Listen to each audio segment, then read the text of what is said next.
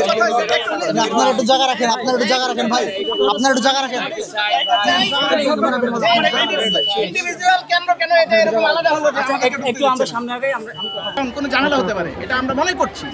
আমার সাথে আমার দুইজন সহকর্মী আসছে, সেখানে অনেক সময় দাঁড়াই থাকে। আমরা অনেকক্ষণ দাঁড়ায় আছি, এখনো আমাদেরকে সেই রেজাল্ট দিচ্ছে না যে কেন আমাদেরকে যেতে দিচ্ছে না। প্রক্টর কেন এই কথা বললো যে আমি অবজারভেশন করে এসে আপনাকে জানাচ্ছি যাওয়ার জন্য?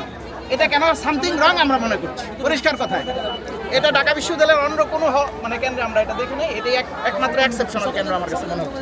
এখন জানার পরে সবাই যাবেন, সমস্যা হচ্ছে কিনা এটা অবশ্যই দেখা উচিত। অবশ্যই যারা সাংবাদিক আছেন, আমি আপনাদেরকে বলবো ঢুকতে দিচ্ছে না, সাংবাদিকতা বন্ধ না, করতে এই হলে কেন হবে? সব কেন্দ্রে কেন্দ্রে সাংবাদিকরা ডাকছে, এখানে কেন এটা হবে? 8টা কেন্দ্রে ভোট হচ্ছে, 8টা কেন্দ্রেই আমরা অবজারভেশন। অবশ্যই কোনো অসঙ্গতি আছে, বিদায় তারা আমাদেরকে এখানে বাধা বিঘ্ন করতে পারে।